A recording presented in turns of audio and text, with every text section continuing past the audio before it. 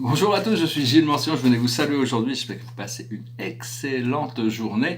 Toutes les choses sont en train de se mettre en ligne, hein. Si on vraiment on lâche prise sur le passé et sur le futur, qu'on peut passer quelques moments dans le présent, de plus en plus, on peut découvrir cette sérénité, ce bien-être, on peut se rendre disponible pour les plans de notre âme et de notre esprit. Je voulais aujourd'hui discuter de la différence entre le mental, l'âme et l'esprit. Toutes ces choses sont dans notre tête, on a des pensées, on vit essentiellement la vie se passe au niveau du mental, tout se présente, c'est sa synthèse, le mental crée une synthèse par rapport à la réalité qui nous permet de la comprendre, hein, c'est Emmanuel Kant qui en avait déjà un peu discuté, mais en essence, il faut comprendre que je vous encourage à prendre contact avec votre présence je suis, mais c'est pas facile parce que 99% des pensées sont des pensées qui sont connectées au champ électromagnétique, au corps physique, à la réalité mortelle. Et même l'âme n'a très peu de... C'est très difficile de pouvoir communiquer avec son âme et communiquer avec son esprit. C'est pour ça que j'essaie vraiment de vous encourager à communiquer avec vos guides, hein, avec vos guides, ces êtres du monde spirituel qui sont là en assistance pour renforcer votre présence je suis et qui vous permettent éventuellement de vous présenter à votre présence je suis. Et votre présence je suis vous prépare pour vous présenter à Dieu, hein. Donc tout ça, c'est vos guides sont vraiment en assistance, il faut les appeler. La meilleure manière pour trouver ces guides, c'est déjà de les appeler, mais ça peut être utile de trouver un canalisateur, quelqu'un qui fait de la trans-channeling, faut trouver quelqu'un qui soit sérieux, et pour commencé à avoir une communication, une connexion avec vos guides à travers ces trans-channeling. Pour moi, ça s'est passé comme ça en 92 à Miami. La première communication, c'était des conversations avec mes guides à travers une amie qui s'appelle Sandra. Et donc, ça m'a permis de prendre contact, d'être conscient d'un certain nombre de mes guides et de pouvoir commencer à travailler avec. Et maintenant, j'ai une connexion assez claire avec ma présence je suis. Mais c'est pas toujours facile de discerner la présence je suis de l'âme parce qu'elles travaillent vraiment ensemble. Et donc, des fois, ça peut être la présence je suis, des fois, c'est l'âme. Et donc souvent je dis voilà, la présence je suis, c'est eux qui me reflètent les choses, mais ça peut être l'âme en réalité. Je parle vraiment, on est obligé de remettre à jour toutes ces croyances tous les jours au fur et à mesure qu'on apprend des nouvelles choses.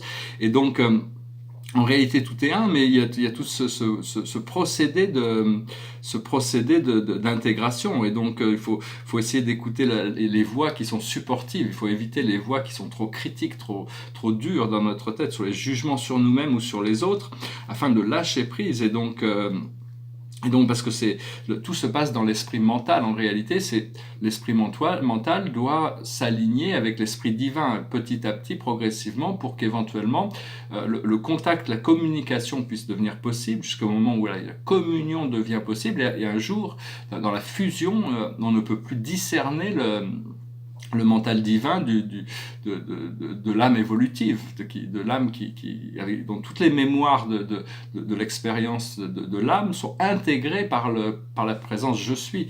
Et donc il faut être patient, il faut essayer de respirer. Si vous l'avez déjà découvert c'est cette communication, cette habilité à communiquer avec vos guides, avec votre âme, avec votre présence je suis. Je vous en félicite. Si ça n'est pas encore passé, soyez patient, continuez à cultiver cette connexion, hein. C'est très important de continuer à canaliser, parce que quand on connecte avec notre âme ou avec nos guides, on canalise de l'énergie. Quand je peins ces tableaux, je canalise de l'énergie, mais je ne fais pas de la transcanalisation, c'est-à-dire la transcanalisation, c'est je rentre en transe, je m'enlève et je mets ma conscience d'un côté et je permets à un autre esprit de venir s'exprimer à travers moi, à travers mon corps physique. C'est quelque chose que je vais faire plus tard aussi, mais pour le moment, ma canalisation est consciente.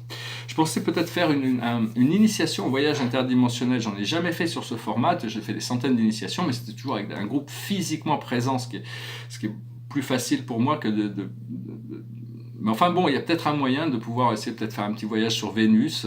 Demain, je vais peut-être faire cette initiation. Laissez-moi savoir si ça vous intéresse, ça sera un voyage juste un aperçu, hein, ça peut, ou peut-être ailleurs, peut-être sur une autre planète. Peut-être Vénus, c'est vraiment la planète de l'amour, c'est la planète qui initie le corps de lumière. C'est une planète essentielle. Donc je pensais que ça pouvait être un bon point de départ, disons. Voilà, hein, donc je vais tirer quelques cartes. J'espère que n'hésitez pas. Je pensais à faire cette petite initiation, je donnais un avant-goût comment ça peut se passer, mais c'est pas forcément facile parce que on n'est pas. Mais enfin bon, ça devrait pouvoir marcher quand même. Hein, c'est juste une sorte de méditation guidée, rentrer dans une transe légère, créer un vaisseau autour de soi et se laisser transporter vers ce plan supérieur de lumière. Normalement, le vaisseau est créé autour du groupe, hein, donc il est peut-être reconnecté à notre groupe. Avant, je vais trouver un moyen de faire ça. Hein, je vais y réfléchir. Parce que bon, on apprend beaucoup plus par l'expérience que par les mots. Hein. Les mots nous enseignent des choses, mais après, c'est pas d'écouter ou de comprendre quelque chose intellectuellement qui va nous faire avancer. C'est parce qu'on peut l'appliquer et le mettre en place. Alors, je vais tirer 5 cartes pour voir par rapport. Alors, le passé, c'est la clairvoyance. Le présent, c'est le réconfort. Et le futur, c'est l'écoute. Il faut apprendre à être à l'écoute de tout ce qui nous vient de l'univers, ce que l'univers nous apprend. Ces choses sur lesquelles on travaille, c'est l'intuition, et l'aboutissant, c'est le rêve. On pourrait être plus connecté au monde du rêve, au plan astro, au plan de la 4e dimension. Les rêves sont des... Donc il faut écouter nos rêves aussi. On va pouvoir être plus conscient, pouvoir communiquer avec cette partie supérieure de nous-mêmes à travers le monde des rêves. Hein.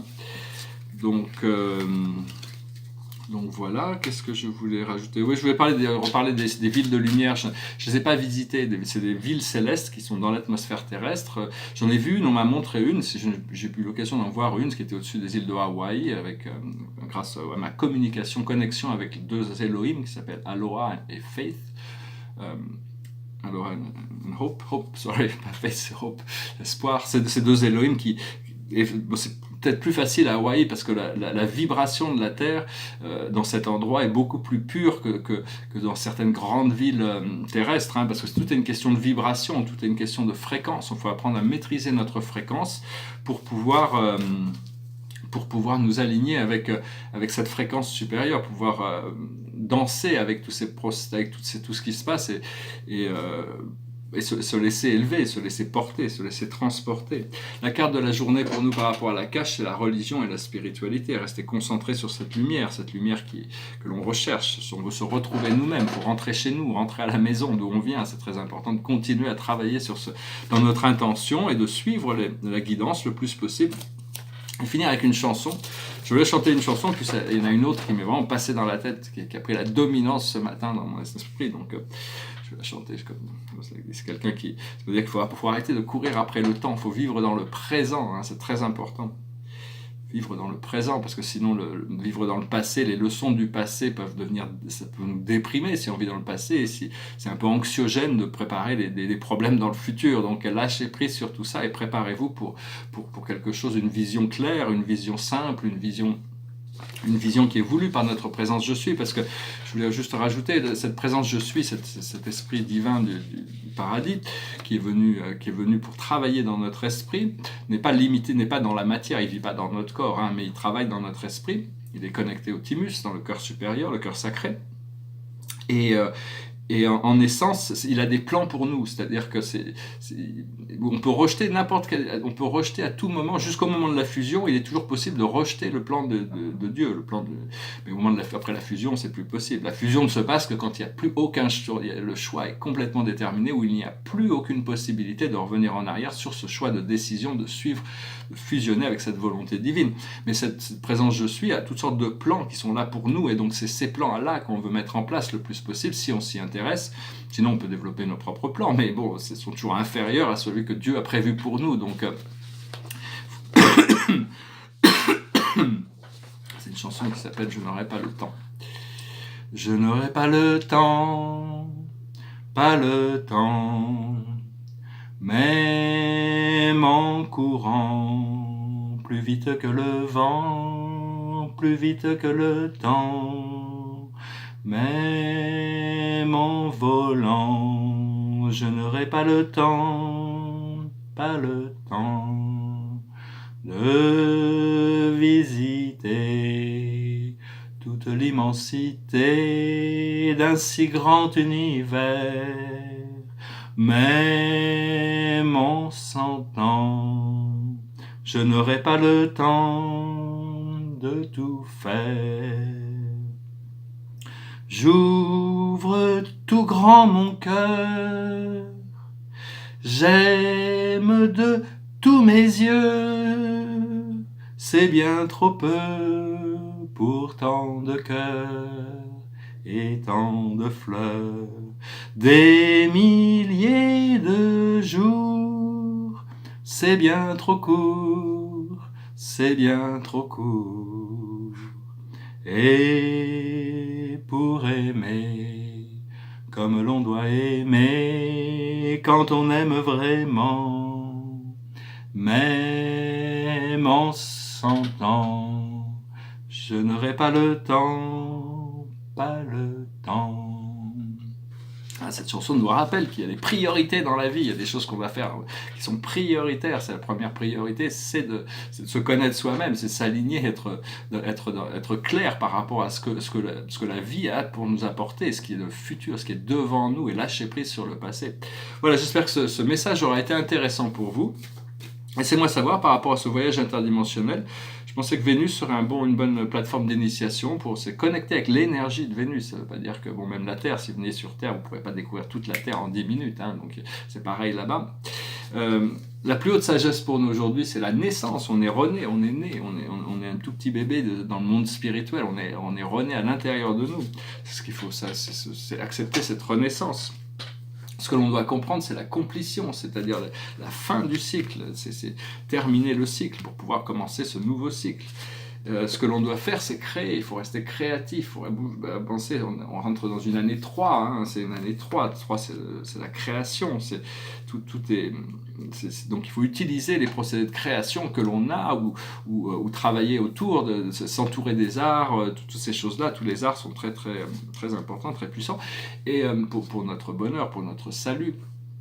Et disons que l'aboutissant, c'est la confiance. C'est la confiance. Il faut arriver à lâcher prise, à avoir confiance que nous sommes déjà, il y a déjà cette présence, il y a déjà notre âme, nous avons nos guides, et donc nous avons tous. Il n'y a aucune raison de nous inquiéter. C'est juste donc il faut développer cette confiance juste au moment où on peut faire des sauts quantiques. Et à ce moment-là, on se libère de beaucoup de choses. Voilà, je vous souhaite une excellente journée. Je vous remercie pour tout, puis je vous dis à bientôt. Namaste.